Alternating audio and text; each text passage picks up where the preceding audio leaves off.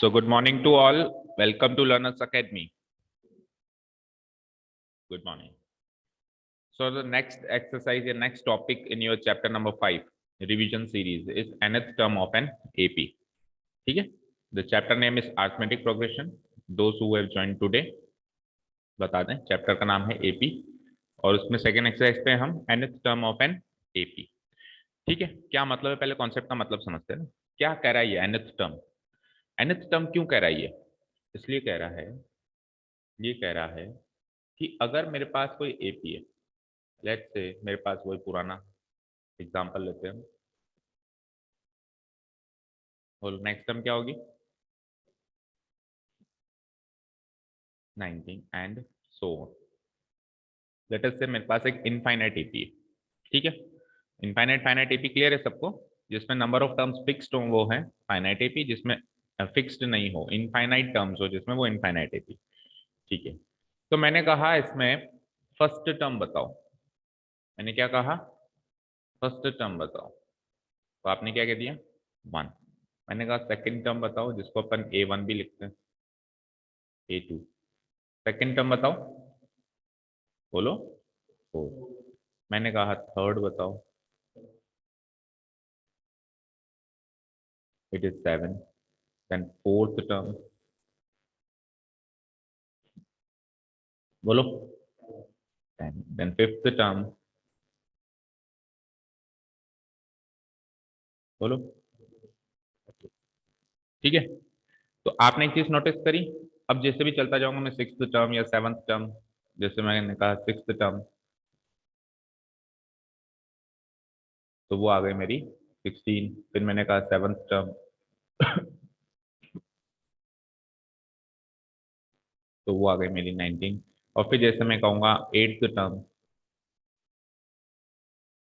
तो वो अभी जैसे सपोज करो गिवन नहीं है, तो आप गिवन इन्फॉर्मेशन से फाइंड आउट करोगे. ठीक है, तो आप जो भी टर्म्स निकाल रहे हो इस एपी की, कुछ एक मैंने निकाल लिया, कुछ और निकाल सकते हो, या जो वो पूछे वो निकालोगे, उसको आपने किस नाम से डिनोट किया चेक करो. इन नामों से डिनोट किया, यस और नो? कोई टर्म फर्स्ट टर्म है, कोई टर्म सेकंड टर्म है, कोई थर्ड, कोई फोर्थ, कोई फिफ्थ, कोई सिक्स, इनमें से कोई ना कोई टर्म होगी. होगी नहीं होगी? ठीक है, अब फर्स्ट सेकंड थर्ड में तो क्या होता है एस टी. वैसे आप जरूरी नहीं है कि इसको फर्स्ट सेकंड थर्ड ही बोलो, यहाँ पे एपी के लिहाज से वनथ टूथ और थर्ड थ्रीथ भी बोल सकते हो. चलो उसमें भी वही लगा देता हूँ मैं, ताकि कंफ्यूजन ना हो. सब में टीएच लगा दिया. ठीक है, एपी के लिहाज से आप किसी को भी एनएथ टर्म बोल सकते हो. तो आपने एक चीज नोटिस करी, हर एक टर्म का नाम some number into TH into term हो रहा है. हर एक टर्म का नाम क्या हो रहा है? कोई नंबर 1 2 3 4 5 6 7 में से कोई नंबर, एंड कोई भी एक नंबर, नंबर के ऊपर क्या लग रहा है? T H T H T H. तो उस नंबर के ऊपर लग जाएगा टी एच, और फिर आगे क्या लिख रहा हूं टर्म. यानी कि एपी की कोई भी टर्म इस टाइप की होती है हमेशा ही. कोई भी नंबर, उसके ऊपर टी एच, उसके ऊपर टर्म. और ये जो नंबर होता है, ये जो नंबर होता है वो कहां से शुरू होता है? ये जो नंबर यहाँ पे मैं लिखता हूं, अभी देखो ना इस एग्जांपल्स में, कहां से शुरू हुआ है? 1 से शुरू हुआ है. यहाँ पे 1 रखा है ना सबसे पहले, और उसके बाद 2 3 4 5 6 7 8 9 ऐसे कंटिन्यूस चलता है. तो अगर मैं 1 से शुरू करके और ऐसे चलाऊं 2 3 4 5 6, तो ये किस तरह के नंबर्स हैं? ये किस तरह के नंबर्स हैं जो 1 से शुरू हो रहे हैं, 1 2 3 4 5 और चलते जा रहे हैं? किस तरह के नंबर्स हैं ये? सृष्टि किस तरह के नंबर्स हैं? नेचुरल नंबर्स हैं. क्या है ये? What are natural numbers? जो जनरल काउंटिंग के नंबर्स होते हैं नेचुरल नंबर्स होते हैं. 1 2 3 4 एंड देन इंटीग्रल वैल्यू चलती रहती है. तो नेचुरल नंबर का मैथमेटिकल नोटेशन होता है small letter N. That is why I write it as, इस नंबर की जगह, ये नंबर नेचुरल नंबर है, ये नंबर नेचुरल नंबर है, इसलिए मैं इसको स्मॉल एन मार्क कर दूंगा. नेक्स्ट ईयर आप हर एक नंबर्स के मैथमेटिकल नोटेशन सीखेंगे. नेचुरल नंबर का क्या होता है, होल नंबर का क्या होता है, इंटीग्रल का क्या होता है ना. अगले साल सीखेंगे. अभी इतना सा सीखो कि नेचुरल नंबर का मैथमेटिकल नोटेशन क्या होता है, लेटर एन. तो इसीलिए हर एक टर्म जो हो गई वो nth टर्म हो गई. हर एक टर्म क्या हो गई? यहाँ पे कोई भी नेचुरल नंबर लगाए जाओ और उस टर्म का वो नाम बनता जा रहा है. 1 लगा दो तो 1th टर्म हो जाती है, पहली टर्म हो जाती है. नेचुरल नंबर 2 लगा दो तो 2th टर्म हो जाती है, दूसरी टर्म हो जाती है. 15 लगा दो तो 15th टर्म हो जाती है, हो जाती नहीं हो जाती है? ठीक है। अब हमने बात करी सर आप एपी की कोई भी टर्म निकाल सकते हो अगर हमारे पास क्या क्या हो, ए हो और डी हो। कहा था एपी के अगर ए और डी की नॉलेज है तो आपको उसके सारे राज पता है। तो ए और डी हो तो आप कोई भी टर्म निकाल सकते हो, कोई भी टर्म निकाल सकते हो, इवन 5555 नंबर पे कौन सी टर्म है वो भी निकाल सकते हो अगर ए और डी हो। तो एक फॉर्मूला बनाया गया किसी भी टर्म को निकालने का, एक फॉर्मूला बनाया गया किसी भी टर्म को निकालने का, उस फॉर्मूले में एलएचएस पार्ट क्या रख दिया गया, nth टर्म। क्योंकि आप निकाल के रहे हो, देखो हम कोई भी फॉर्मूला लिखते हैं, लेटर से मैंने क्या लिखा, ए प्लस बी का होल स्क्वायर, फॉर्मूला आइडेंटिटी जो भी अपन याद करते हैं क्या होता है, a square plus 2ab plus b. तो एलएचएस में क्या रखते हैं, जिसकी वैल्यू हम निकाल रहे हैं, और आरएचएस में क्या रखते हैं, जिसकी वैल्यू हमने निकाल ली। यही होता है, कोई भी फॉर्मूला लिखते हैं अपन, किसी भी चीज का फॉर्मूला, साइंस में, मैथ्स में, केमिस्ट्री, फिजिक्स, एलएचएस आरएचएस दो पार्ट से अपन फॉर्मूला याद रखते हैं। एलएचएस में जो चीज अपन निकाल रहे हैं, आरएचएस में जो चीज निकल गई, ऐसा ही होगा। तो मैंने कहा कि एक एपी की कोई भी टर्म निकालने का फॉर्मूला बताओ या बनाओ, तो आप एलएचएस में क्या लिखोगे, जो चीज निकाल रहे हो, आरएचएस में क्या लिखोगे, वो एक्चुअल फॉर्मूला जिससे वो निकल रहा है, जो चीज निकली है, ऐसे ही करोगे। तो इस फॉर्मूला के अंदर एलएचएस में क्या रख दिया गया, nth टर्म, nth टर्म, क्योंकि आप निकाल क्या रहे हो, कोई भी टर्म निकाल रहे हो, और कोई भी टर्म को नाम दिया जा सकता है nth टर्म। तो कोई कहे ना nth टर्म क्या होती है, कहते ना एपी की कोई भी टर्म होती है जहां पे n एक नेचुरल नंबर है। एपी की कोई भी ऐसी टर्म होती है जिसको निकालने के आप इच्छुक हो, और वहां पे n क्या भर सकते हो आप, कोई भी नेचुरल नंबर भर सकते हो, ठीक है। और उसका फॉर्मूला क्या होता है सब जानते हैं, अभी इससे भी करके देख सकते हैं। इसका फॉर्मूला क्या होता है, a plus n minus one into, this is the formula to find nth term of an AP. तो फर्स्ट टर्म को अगर आप a1 लिखते हो, सेकंड टर्म को आप a2 लिखते हो, थर्ड को a3, फोर्थ को a4, फिफ्थ को a5, तो nth को an लिखेंगे। तो ये आपका फॉर्मूला रेडी है, जिसके बेसिस पे अगली पूरी एक्सरसाइज रिवॉल्व करती है। मैं कर देता हूं इसको bracket close. This is the formula around which the whole next exercise is based. इसे ही लास्ट टर्म क्यों कहा जाता है वो भी बताते हैं। ये क्लियर है, a n equals to nth term equals to a plus n minus one into t. ठीक है, यहां तक क्लियर है। अब इसे ही लास्ट टर्म क्यों कहा जाता है उसकी बात करते हैं। कर दूं उसको मैं डिलीट, इसको मैं कर दूं। हाँ जी, एक बार ऑनलाइन स्टूडेंट पूछ लिया। ऑनलाइन स्टूडेंट्स यहाँ तक कोई डाउट है आपको बच्चों, ये nth टर्म निकालने का फॉर्मूला बन गया, जहां पे nth टर्म का मतलब है कोई भी एपी की ऐसी टर्म जिसको निकालने के आप इच्छुक हो, या वो आपसे जो निकलवाना चाह रहा है उसको नाम दे दिया है nth टर्म, उसको नाम दे दिया nth टर्म, और निकालने का फॉर्मूला क्या बना, a plus n minus one into d, जहाँ पे a होगा फर्स्ट टर्म, n यही वाली वैल्यू आप पुटअप करोगे n, जैसे 8th टर्म निकाल रहे हो तो आप 8 माइनस वन 7 रखोगे, 6th टर्म निकाल रहे हो तो 6 माइनस वन 5 रखोगे, और d इज कॉमन डिफरेंस सब जानते हैं। तो यहाँ तक कोई डाउट किसी को भी from no sir. Online student? No sir. Okay, अब बात करते हैं कि इसको लास्ट टर्म क्यों कहते हैं। देखो लास्ट टर्म का वैसे अपन जो नोटेशन है वो क्या है, एल, लेटर एल को से हम डिनोट करते हैं लास्ट टर्म को वैसे तो एपी के अंदर, बट इसको ही ए एन क्यों कह दिया जाता है, nth टर्म को ही लास्ट टर्म क्यों कह दिया जाता है उसकी बात कर रहे हैं। लेटर से कुछ टर्म, कुछ टर्म, ठीक है। ये क्या है, ए वन फर्स्ट टर्म, ये क्या है, a two, a three, a four, a five, a six, a seven, a eight, ऐसे करके कुछ टर्म्स और इनफाइनाइट चलती जा रही है, इनफाइनाइट एपी, ठीक है। अब अगर मैंने कहा कि इस एपी के अंदर, इस एपी के अंदर मुझे सेवंथ टर्म निकाल के दो, तो आप ए सेवन का फॉर्मूला लगाएंगे, ए सेवन का फॉर्मूला लगाएंगे, उसी फॉर्मूला में क्या है एन टर्म का फॉर्मूला, एन टर्म का फॉर्मूला है a n equals to a plus n minus one into d. First of all formula याद हुआ सबको। अब मैंने कहा सेवंथ टर्म निकालनी है, तो आप ए सेवन जब निकालोगे तो आपने एक्चुअली एन की जगह सेवन पुटअप किया, तो आप फॉर्मूला वाइज क्या लिखोगे, ए प्लस एन की जगह सेवन पुटअप किया, तो फॉर्मूला में भी एन की जगह सेवन ही पुटअप होगा, सेवन माइनस वन कितना होता है, सिक्स। तो ए सेवन का फॉर्मूला बन गया साहब ए प्लस सिक्स डी। ऐसे करके आप कोई भी टर्म निकाल सकते हो। मैंने कहा इस एपी की लास्ट टर्म निकालो, मैंने क्या कहा, इस एपी की क्या निकालो। तो फर्स्ट ऑफ ऑल आप कहोगे सर निकाल भी नहीं सकते क्योंकि एपी इनफाइनाइट है, तो कोई लास्ट टर्म है ही नहीं। लास्ट टर्म मतलब आखिरी की टर्म, तो इनफाइनाइट एपी में कभी लास्ट टर्म होती है क्या, नहीं होती। ठीक है, अब मैंने कह दिया कि चलो मैं फाइनाइट कर देता हूँ। क्या कह दिया मैंने, चलो मैं फाइनाइट कर देता हूँ। आप कह रहे हो ना इनफाइनाइट है, अनंत टर्म्स है इसमें, मैं फाइनाइट कर देता हूँ और मैं लिख देता हूँ कि इस एपी में 5000 टर्म्स है। फाइनाइट कर दी मैंने, तो ये डॉट डॉट डॉट के आगे आप क्वेश्चन में भी देखोगे भी डॉट डॉट डॉट के आगे लिखा हुआ होगा up to 5000 terms. Up to 5000 terms का मतलब ये नहीं है कि आखिरी टर्म 5000 है, इसका मतलब ये नहीं है। इसका मतलब है कि ये टर्म्स इसके आगे नहीं, ये टोटल टर्म्स 5000 है। आखिरी टर्म पे 5000 रखा हुआ है ऐसा नहीं है। Last term is not 5000, number of terms is 5000। देखो लास्ट टर्म और नंबर ऑफ टर्म्स में फर्क है। लास्ट टर्म का मतलब है कि आखिरी पोजीशन पे क्या रखा हुआ है, और नंबर ऑफ टर्म्स का मतलब है ये टोटल नंबर ऑफ टर्म्स कितनी है।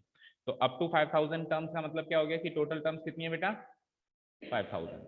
ठीक है, अब मैंने कहा कि बेटा अब तो मैंने कह दिया ना कि 5000 टर्म्स हैं, अब निकाल दो लास्ट टर्म। तो मुझे बताइए कि अगर टोटल नंबर ऑफ टर्म्स 5000 है तो लास्ट टर्म ए 5000 होगी नहीं होगी। 5000 नंबर वाली टर्म ही लास्ट टर्म होगी ना। जब टोटल टर्म्स, अभी जैसे टोटल टर्म्स 10 है तो लास्ट टर्म 10th होगी नहीं होगी। मैंने कहा कि टोटल टर्म्स 20 है तो लास्ट टर्म 820 होगी नहीं होगी। तो मैंने कह दिया अगर फाइनाइट एपी करके कि टोटल टर्म्स 5000 हैं तो लास्ट टर्म ए 5000 होगी नहीं होगी। So is it the last term, and how many terms are there, how many terms are there, 5000 which are total number of terms. तो फिर मैं लिख सकता हूं कि 5000 जो थे, देखो टोटल नंबर ऑफ टर्म्स को भी मैं एन से डिनोट कराता हूँ। एन इक्वल्स टू 5000 हो गया ना यहाँ पे, बोलो एन इक्वल्स टू 5000 हो गया ना। तो मैंने 5000 वाली टर्म को लास्ट टर्म माना और वो एक्चुअली ए एन के फॉर्मूले से ही निकलेगी, निकलेगी नहीं निकलेगी। तो लास्ट टर्म को ए एन से कंपेयर इसलिए किया जाता है क्योंकि मेरे को किसी भी एपी की लास्ट टर्म निकालनी है, मेरे को किसी भी एपी की लास्ट टर्म निकालनी है तो पहले तो पता लगाओ टोटल नंबर ऑफ टर्म्स कितनी है। ठीक है, टोटल नंबर ऑफ टर्म्स कितनी है और वो वाली टर्म निकाल लो। पहले पता लगाओ टोटल नंबर ऑफ टर्म्स कितनी है, आपने पता लगाया सर 500 टर्म्स है टोटल, 500 वाली टर्म निकाल लो, वही लास्ट टर्म है। ठीक है, और जब अपन टोटल नंबर ऑफ टर्म्स निकालते हैं, जैसे 500 टर्म्स निकली, 600 टर्म्स निकली, उसको भी अपन एन से डिनोट कराते हैं। तो 5000 टर्म्स निकली टोटल, आपको 5000 वाली टर्म निकालनी है, तो एक्चुअली ये 5000 वाली टर्म निकलेगी किस फॉर्मूले से, इसी फॉर्मूले से निकलेगी, इसीलिए इसको इससे कंपेयर कर दिया जाता है। तो इन जनरल हम याद रख सकते हैं कि एल निकालना और ए एन निकालना एक ही बात है। ठीक है, ए एन निकालना मतलब कोई भी टर्म निकालना, और एल निकालना मतलब लास्ट टर्म निकालना। तो लास्ट टर्म निकालना और ए एन निकालना एक ही बात है, जहां पे n total number of terms होनी चाहिए। ठीक है, अभी भी कुछ कंफ्यूजन हो तो मैं सब सारा वाइंड अप कर देता हूं। हम क्या करेंगे, देखो to find the last term, to find the last term of an AP, हम क्या करेंगे, पहला step find total number of terms. Find क्या, ये स्टेप बाय स्टेप है ना, find total number of terms. क्योंकि जब तक टोटल नंबर ऑफ टर्म्स पता नहीं आप लास्ट टर्म नहीं निकाल सकते, फाइनाइट करना पड़ेगा एपी को। और जो भी टोटल नंबर ऑफ टर्म्स निकलेगी, let us denote it by n, let us denote it by n. अब टोटल नंबर ऑफ टर्म्स निकल गई, उसको एन मान लिया। सो लास्ट टर्म का फॉर्मूला बन जाएगा l equals to a n, where where n is total number of terms, where n is total number of terms. ठीक है, अभी भी कोई डाउट है किसी को, नो डाउट। चलें एक्सरसाइज पे, ऑनलाइन स्टूडेंट्स बोलिए। एक जाते जाते एक बात सुनो, मतलब चलते चलते एक्सरसाइज पे मूव ऑन करते करते, आपसे कहा जाता है, दो तरह के क्वेश्चन आते हैं। फाइंड द सिक्स्थ टर्म, एक क्वेश्चन ये आता है ना, एक क्वेश्चन ये आता है विच टर्म इज सिक्स। ये दो तरह के क्वेश्चन होते हैं जो बड़ा कंफ्यूज करते हैं, और अक्सर इसका आंसर ये लिख देते हैं, उसका आंसर पहले उसको करने का तरीका इधर अप्लाई कर देते हैं हम, और इसको करने का तरीका उधर अप्लाई कर देते हैं। आपकी एक्सरसाइज 5.2 में भी ऐसे दो क्वेश्चन, मतलब इस तरह के दो क्वेश्चन। तो डायरेक्टर क्या याद रखो, छठी टर्म पूछ रहा है, वो छठी टर्म पूछ रहा है जिसके आगे टीएच लग जाए, जिसके आगे टीएच लग जाए वो तो सीक्वेंस है, वो एक्चुअल टर्म नहीं है, वो क्या है, सीक्वेंस है। या यूं कहूं, जब टीएच लग जाए, जब टीएच लग जाए तो ये टीएच के नीचे जो नंबर रखा हुआ है ये एन की वैल्यू है। इसकी वैल्यू है एन की वैल्यू। और जब एन की वैल्यू गिवन है तो आपको ए एन की वैल्यू निकालनी है। जब एन की वैल्यू गिवन है तो आपको ए एन की वैल्यू निकालनी है। ठीक है, अभी 6 के आगे कहीं टीएच टीएच लगा हुआ है क्या? तो ये एन की वैल्यू नहीं है, ये अब ए एन की वैल्यू है। जस्ट उल्टा क्वेश्चन है और आपको एन की वैल्यू निकालनी है। इस केस में आपको ये काम करना है, इस केस में आपको ये काम करना है। जब टीएच लगा हुआ हो तो उसके नीचे का नंबर एन की वैल्यू है। किसकी वैल्यू है? और अगर एन की वैल्यू गिवन है और ए और डी तो देगा ही देगा, तो आपको निकालना क्या है, ए एन। क्या निकालना है? A N.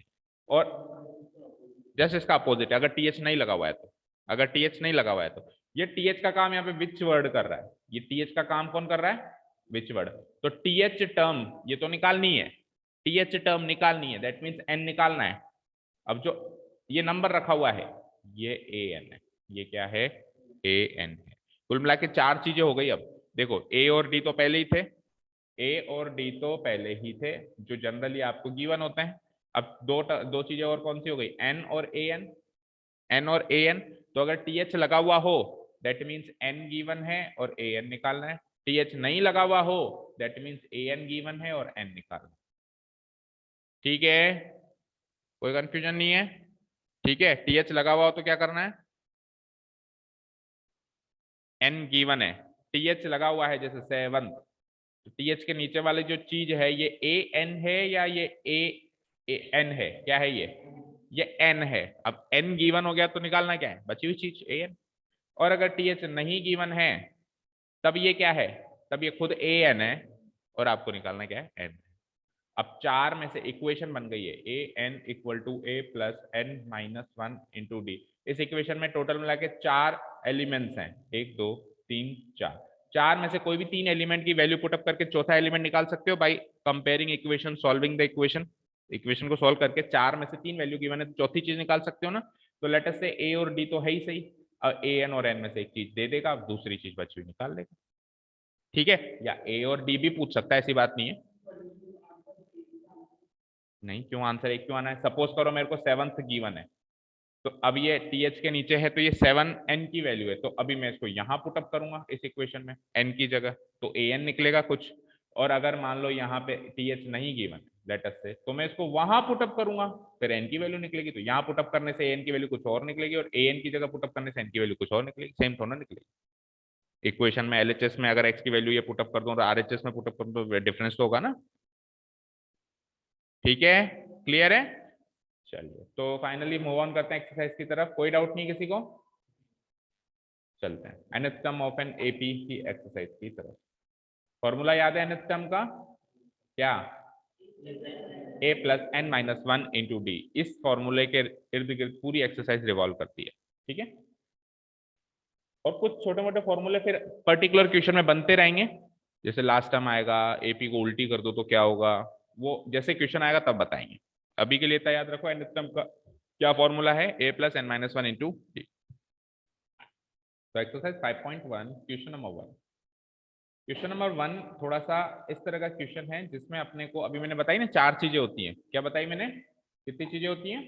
चार चीजें होती हैं। कौन कौन सी होती हैं फॉर्मूला के अंदर? चार चीजें, a d n a n, a d n और ए एन। और फॉर्मूला क्या है, a plus a n equal to a plus n minus one into d. तो इसमें चार एलिमेंट्स में से देखो, ये पूरी टेबल देखो, हर एक क्वेश्चन में कोई भी तीन एलिमेंट गिवन है, हर एक क्वेश्चन में कोई भी तीन एलिमेंट गिवन है। जैसे इसमें 1 2 3 ये एलिमेंट गिवन है, ये पूछ लिया। इसमें 1 2 ये तीन एलिमेंट गिवन है, ये पूछ लिया। तो हर एक क्वेश्चन में कोई भी तीन एलिमेंट गिवन है, आप उन तीन एलिमेंट की जो वैल्यूज है वो इसके अंदर, इस फॉर्मूला के अंदर पुटअप करो तो बचा हुआ चौथा एलिमेंट निकल जाएगा। ठीक है, बोलो कौन सा ट्राई करें इनमें से, फर्स्ट ऑफ ऑल बोलो, बोल भाई दिव्यांग, 1 2 3 4 5 कौन सा ट्राई करें? फोर्थ। देखो फोर्थ क्या कह रहा है कि ए की वैल्यू तो है ये, बी की वैल्यू है ये, ए एन की वैल्यू है ये, और क्या पूछ लिया इसने? एन पूछ लिया। तो सीधे फॉर्मूला पे चलते हैं अपन, सीधे फॉर्मूला पे चलते हैं। लेट अस से, देखो ए की वैल्यू क्या है? 18.9। फिर ये क्या है? डी, डी की वैल्यू क्या दिख रही है? 2.5। और एन, सर माइनस 18.9 है। अच्छा -18.9, और डी की वैल्यू 2.5। ए एन की वैल्यू गिवन है क्या?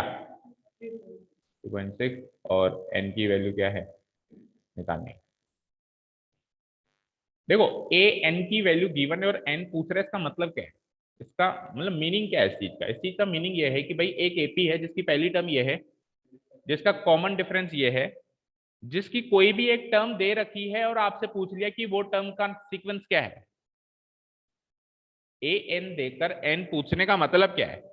वो टर्म दे, एक्चुअल टर्म दे दी, एक्चुअल टर्म की वैल्यू दे दी, उसका नंबर पूछ लिया कि ये जो टर्म है ना, ये 5वें नंबर पे कि 6ठे नंबर पे कि 10वें नंबर, रैंक पूछ ली उसकी, एक तरीके से शुरू से उसकी रैंक पूछ ली या सीक्वेंस पूछ लिया, ये मतलब है। और अगर उल्टा हो जाए तो उल्टा हो जाएगा, का मतलब क्या हो जाएगा कि सीक्वेंस दे दिया और एक्चुअल टर्म पूछ ली।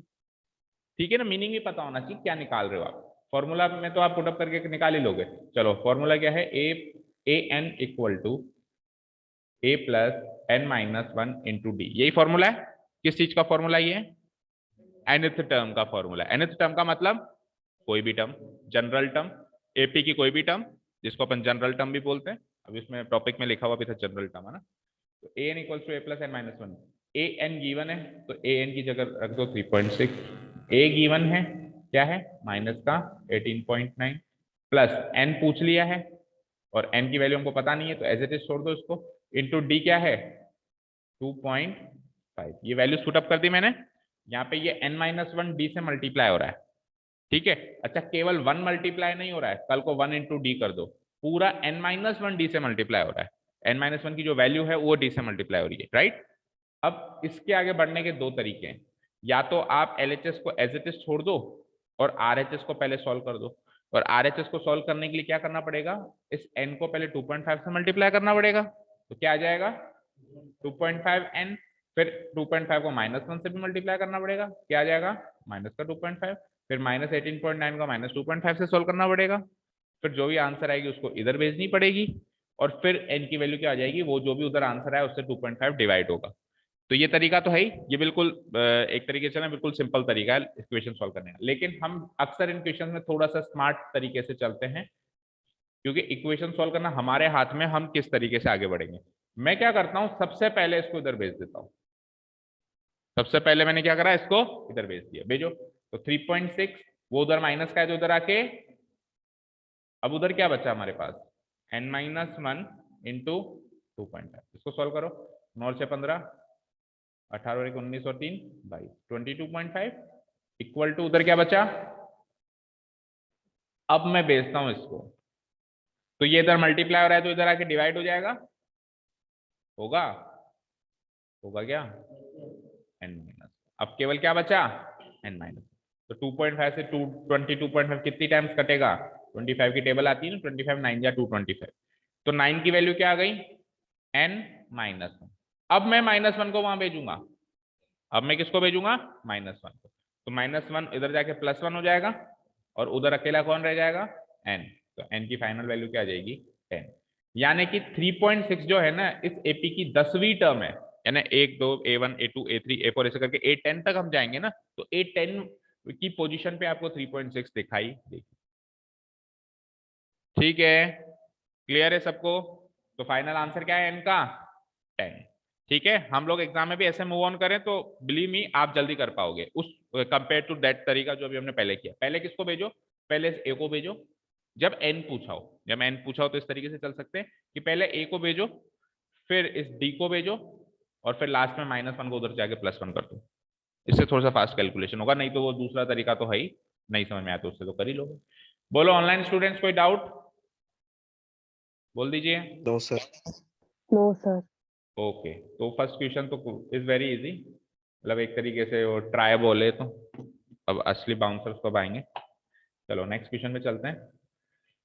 Choose the correct choice in the following and justify. ठीक है ना भाई, इन बाकी क्वेश्चन में कोई डाउट नहीं है ना। कोई भी तीन चीजें देके चौथी चीज पूछ रहा है, पुटअप करो और चौथी चीज निकालो। इक्वेशन सोल्व करना आप लीनियर इक्वेशन, क्वाड्रेटिक, 2 चैप्टर से सीख के आए है ना। इक्वेशन बनाओ, सोल्व करो। Choose the correct choice in the following and justify. अब क्या करना है, मल्टीपल चॉइस क्वेश्चन से 4 ऑप्शन है आपको और आंसर निकालना है। ठीक है, तो पहला क्वेश्चन क्या है, 30th टर्म पूछिए। 30th, टीएच लग गया, 30 क्या है यहाँ पे, एन या ए एन, ये एन है। ये क्या है बेटा, एन है। और आपसे पूछ लिया बताओ वो टर्म कौन सी है, दैट मीन्स आपसे क्या पूछ लिया, ए एन। कोई पूछेगी सर मेरे को समझ नहीं आया कि इसमें ए एन तो लिखा हुआ नहीं है कि पूछा है, कोई बात नहीं, तू तो ये बता दे कि क्या क्या चीज गिवन है। एन 30 गिवन है, ये तो क्लियर है। और एपी अगर हमारे पास 10 7 4 ऐसे चल रही है तो ए और डी से एपी से निकाल ही लोगे। ए कितना आ गया 10 और डी कितना आ गया -3, A2 - A1 कर लो तो 7 - n कितना हो जाएगा -3।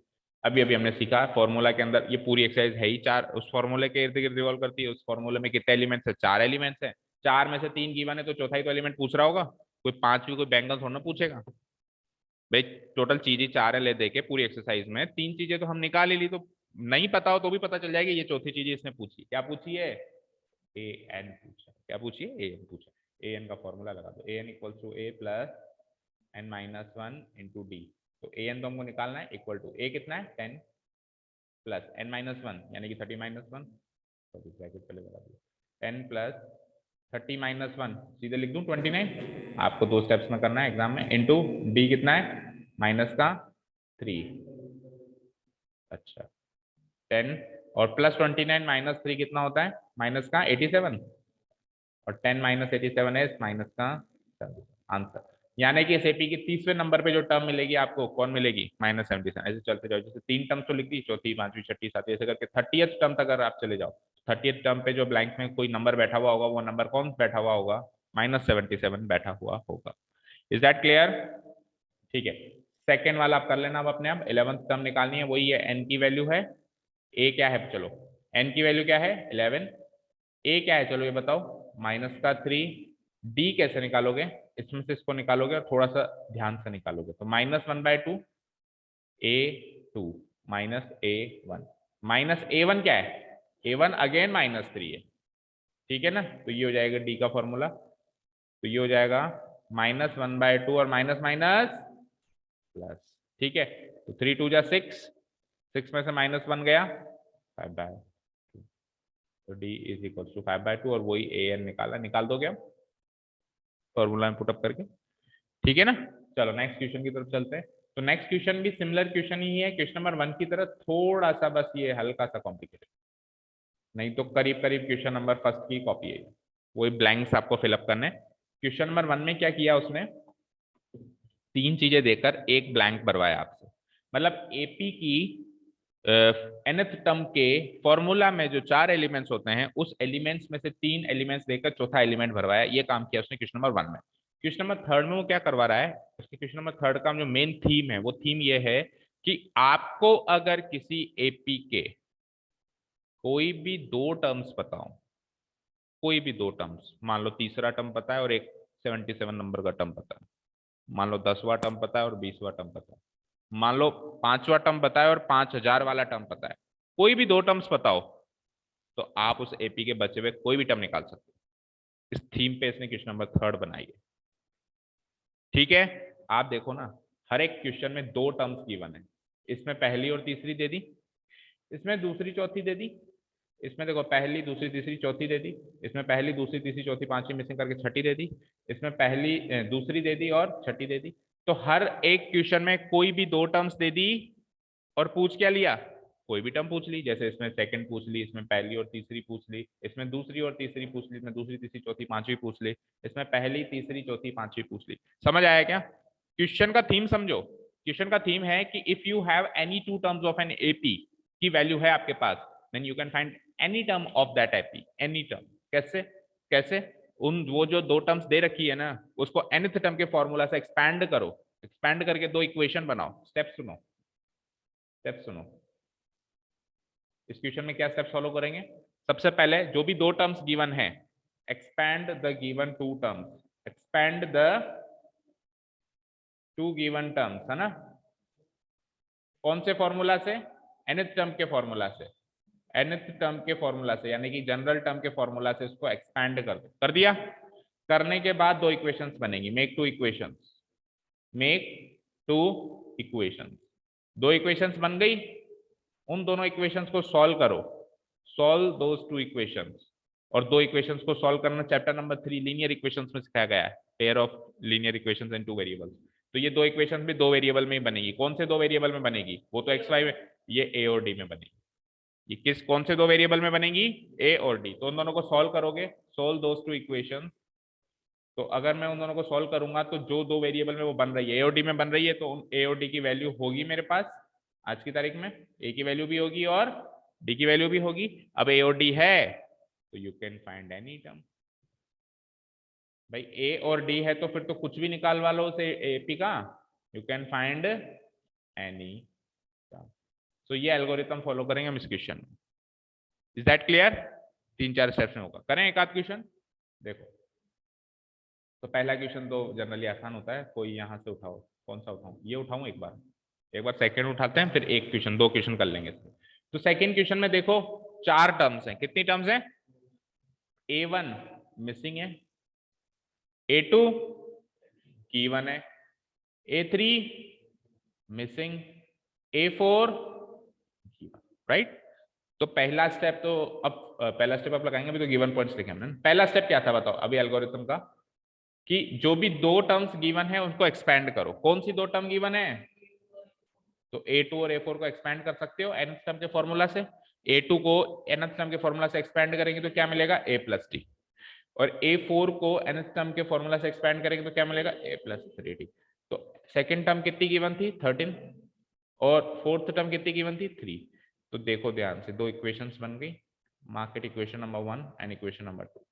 और दोनों इक्वेशंस ए और डी वेरिएबल में बनी है, ये भी ए डी में और ये भी ए डी में। अब दो इक्वेशंस को सॉल्व करने का तरीके हमारे पास 3 तरीके होते थे, सब्स्टिट्यूशन, एलिमिनेशन, क्रॉस मल्टीप्लिकेशन। हम जनरली एलिमिनेशन अप्लाई करते हैं और यहाँ पे हमेशा एलिमिनेशन अप्लाई हो भी जाएगा, क्योंकि हर एक इक्वेशन की पहली टर्म ए मतलब इक्वेशन की पहली टर्म कह रहा हूँ, एपी की नहीं, इक्वेशन में भी टर्म्स होती है ना, एक टर्म दूसरी टर्म कांस्टेंट टर्म। तो हर एक इक्वेशन की पहली टर्म ए मिलेगी हमेशा ही, ए मिलेगी, ए प्लस समथिंग। तो आप सिंपल सेकंड में से फर्स्ट टर्म माइनस कर दो तो ए माइनस ए कैंसिल आउट हो जाएगा, ए माइनस ए, मतलब मैंने इक्वेशन 2 माइनस इक्वेशन 1 अप्लाई कर दिया, तो ए माइनस ए कैंसिल आउट हो गया, 3d माइनस डी 2d, और 3 माइनस 13 माइनस 10, तो वहां से डी आ गया कितना?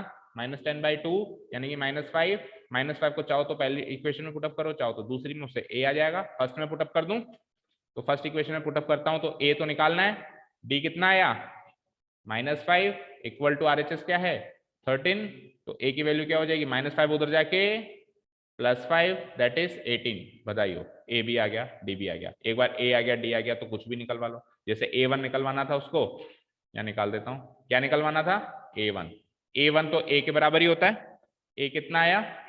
18, ठीक है। और दूसरा क्या निकलवाना था? A3 को एक्सपैंड करूंगा, क्या लिखूंगा? A plus 2d। तो ए भी है, ए कितना है? 18 प्लस 2 इंटू डी कितना है? -5। इसको सॉल्व करो तो 18 और 2 इंटू -5 -10, 18 - 10 8। तो पहली टर्म कितनी आ गई? 18, और तीसरी टर्म जो मिसिंग थी वो कितनी आ गई? 8। ये दो आंसर्स हो गए आपके, ठीक है। ब्लैंक में भर के देखो एपी बनती है कि नहीं बनती। 18 और 8 भरना है मुझे। क्या भरना है? 18 और 8, 18 8। देखो ये एपी बनती है क्या? -5 बन रही है। ब्लैंक में भर के आप खुद भी देख सकते हो कि is it making an AP. Common difference same आना चाहिए ना हर एक जगह, तो -5 हो रहा है, -5 हो रहा है, -5 हो रहा है, ठीक है। Let's try an another question. बोलो ये वाला ट्राई करते हैं, ये वाला करते हैं ना। बोलो क्या क्या गिवन है? बोलो A2 गिवन है, मैं स्ट्रेट अवे गिवन पॉइंट लिख देता हूँ, क्या है? 38, ठीक है। तो A2 को एक्सपेंड भी कर दो अलग याद।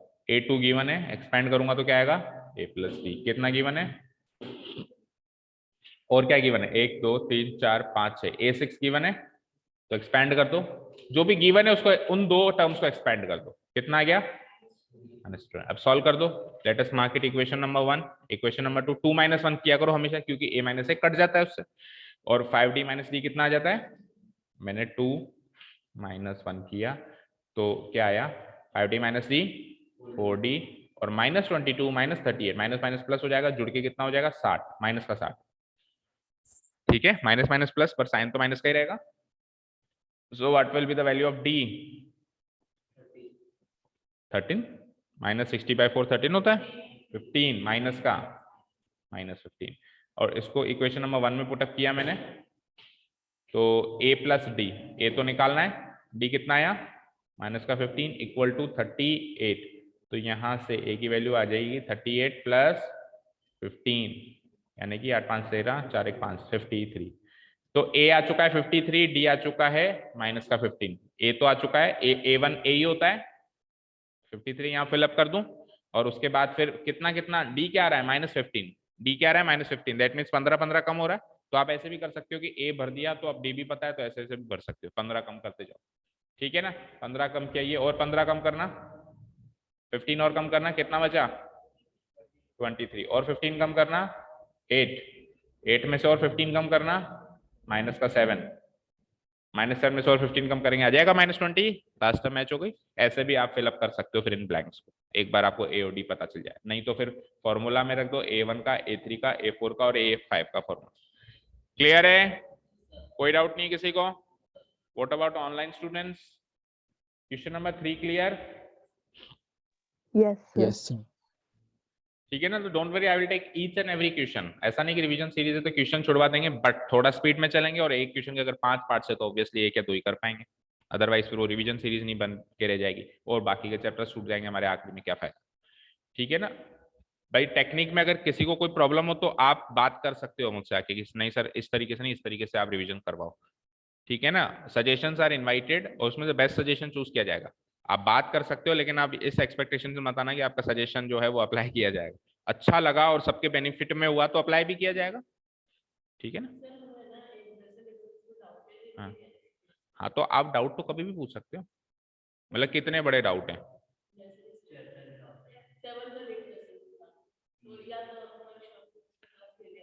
7th और 8th आपके आ ही नहीं रहे? अच्छा, टर्म 1 में आ गए इनके। 7th कौन सा है? आपके नहीं आ रहा कोऑर्डिनेट ज्योमेट्री सीबीएसई? और 8th कौन सा है? वो भी नहीं आ रहा आपके? करते हैं उसकी भी प्लानिंग, बताते हैं अभी 1-2 दिन में। हाँ, तो 4th वाला देखो, 5 क्वेश्चन आज करेंगे। Which term of the AP is this? इस एपी का कौन सा टर्म 78 होगा? मीनिंग समझ में आना चाहिए क्वेश्चन का। इस एपी का कौन सा टर्म, कौन सा टर्म का मतलब है कि सीक्वेंस बताओ भाई, तीसरा की, चौथा की, पांचवा की, 10वां की, 50वां, कौन सा टर्म क्या होगा?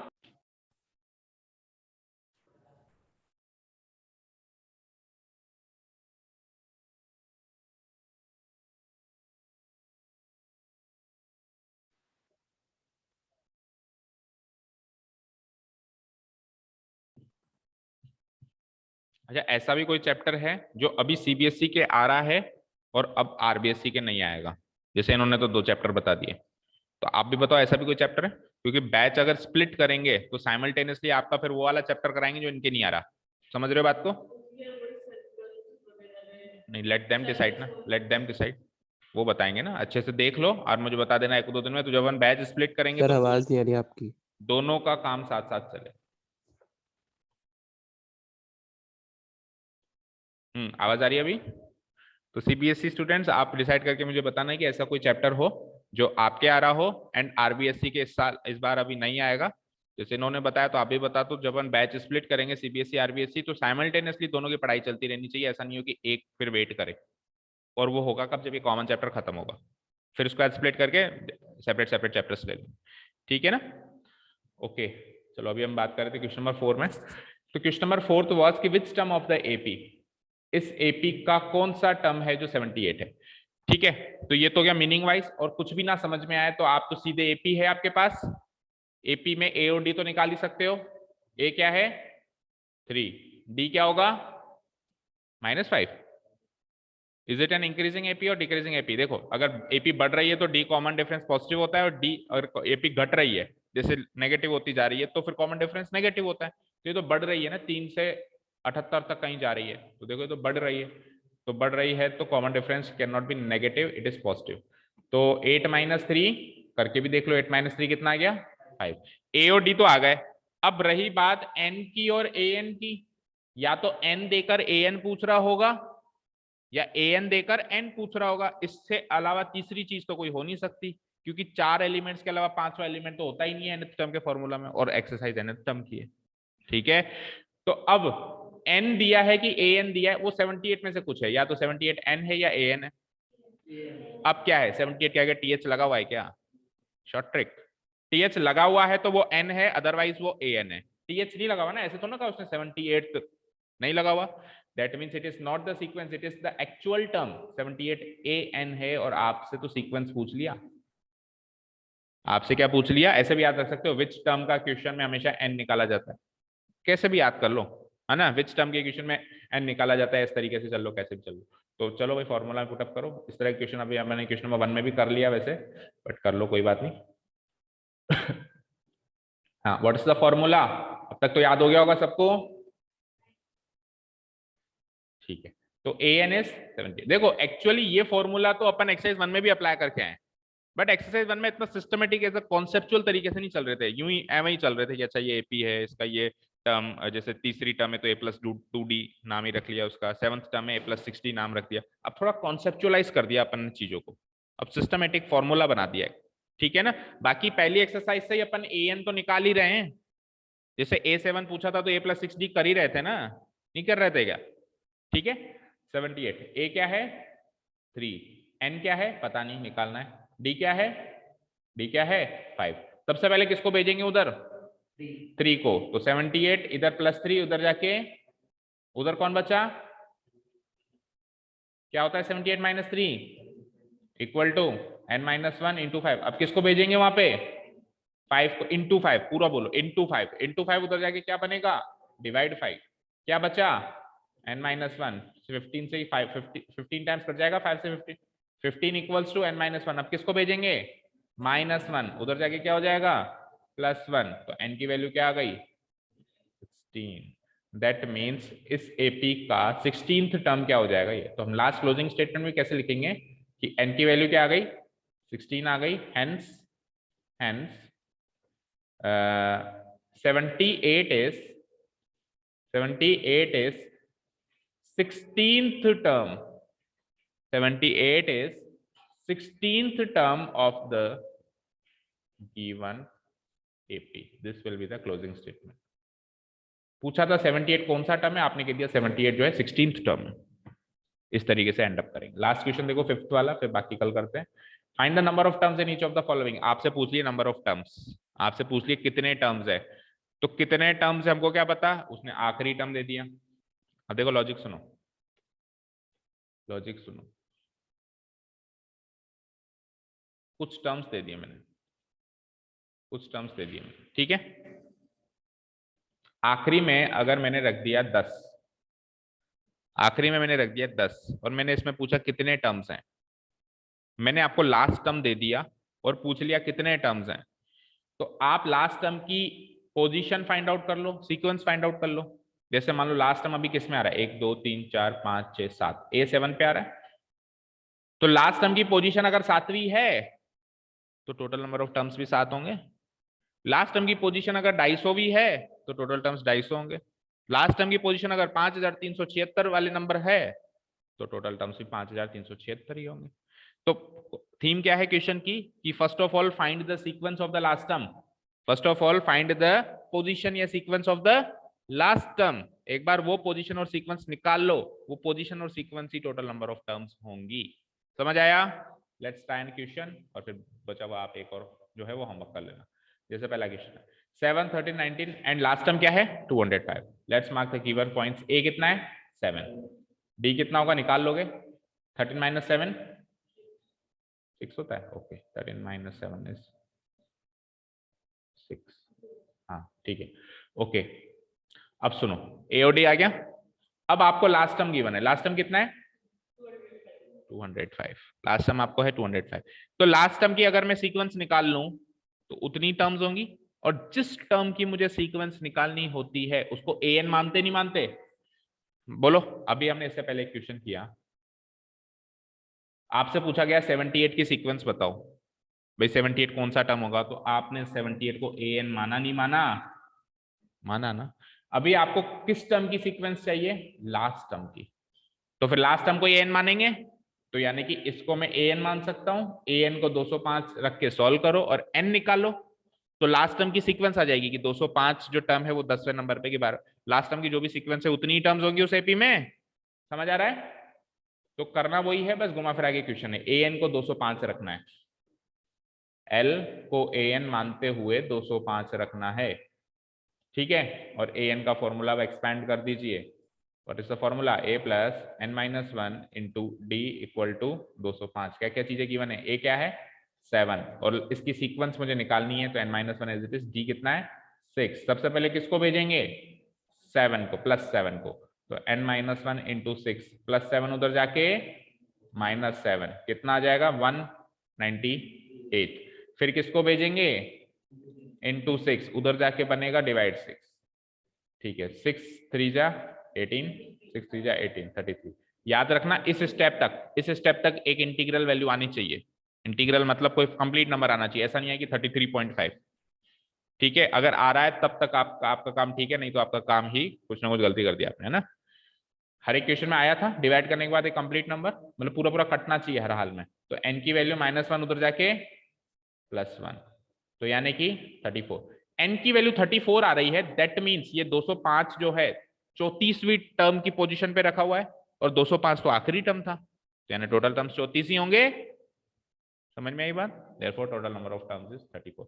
इधर से भी हिंट मिल गया होगा कि क्यों अक्सर an को l से हम डिनोट करते हैं, ठीक है, क्लियर है। To find the total number of terms हम an को l से डिनोट करते हैं, ऐसे याद रख सकते हो, to find the total number of terms we compare l with an, l को an मान लिया जाता है, nth टर्म मान लिया जाता है। Is that clear to all of you. तो यहां तक 5 क्वेश्चंस तक किसी को कोई दिक्कत तकलीफ डाउट हो तो पूछ, बाकी क्वेश्चंस कल करें। ऑनलाइन स्टूडेंट्स कोई डाउट टिल क्वेश्चन नंबर 5 बोल दो, कोई है ऑनलाइन, ये सब भाग गए school. No sir. No, sir. Doubt नहीं है, चलिए जी, thank you so much for listening to us, have a nice day, keep learning and bye. Class 12 के बच्चों फिर से रिज्वाइन कर लीजिए।